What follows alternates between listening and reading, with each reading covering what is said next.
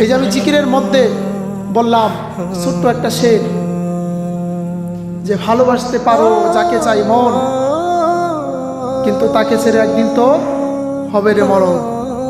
আপনি আর আমি স্বাভাবিকভাবে হিসাব করেন, এই দুনিয়ার মায়া মোহাব্বত ভালোবাসায় আমাদের জীবনটাকে আটকে ফেলেছি।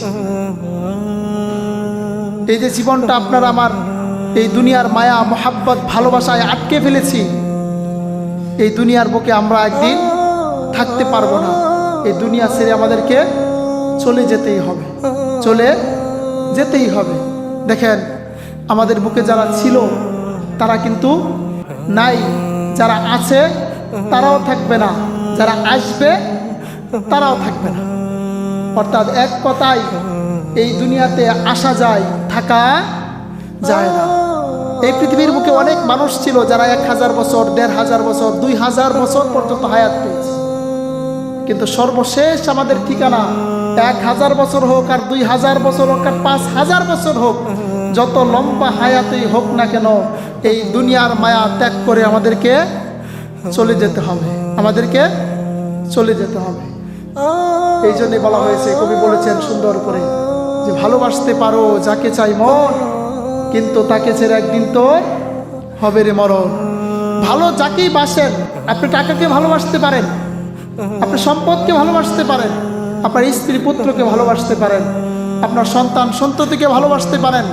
দুনিয়ার যত জায়গায় আপনি ভালোবাসার কথা বলেন না কেন, ভালোবাসা সব কিছু অল্প সময়ের জন্য পূর্ণতা পেতেও পারে, যদি পূর্ণতা পেয়েও যায়, কিন্তু তারপরেও সেই পূর্ণতা ধরে রাখা সম্ভব না।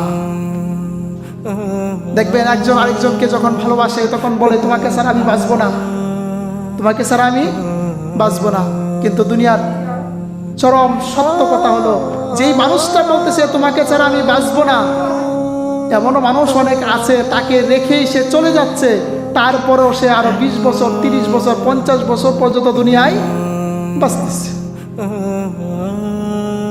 একমাত্র প্রিয় আমাদের হলো আল্লাহ, তার রাসূল। আল্লাহ, তার কোনো মরণ নাই, তিনি চিরঞ্জীব, যাকে ভালোবাসলে লস হওয়ার কোনো সম্ভাবনা নাই। আপনি যাকে ভালোবাসলে আপনার কোনো লস হবে না। হতে পারে, এমনও হতে পারে দুনিয়ার অল্প সময় আল্লাহকে যখন আপনি ভালোবাসবেন, অল্প একটু দুর্যোগ আসতে পারে। আমরা দুনিয়ার ভালোবাসা কি দিয়ে মাপি দেখেন তো?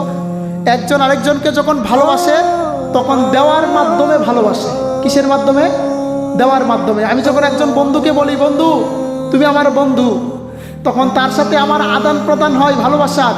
এই ভালোবাসার সাথে অর্থের আদান প্রদান হয়। তাকে একটা টি শার্ট দিলাম, সে আমাকে একটা ঘড়ি দিল, আমি তাকে একটা জুতা দিলাম, সে আমাকে একটা টুপি দিল। বিষয়টা এরকম না?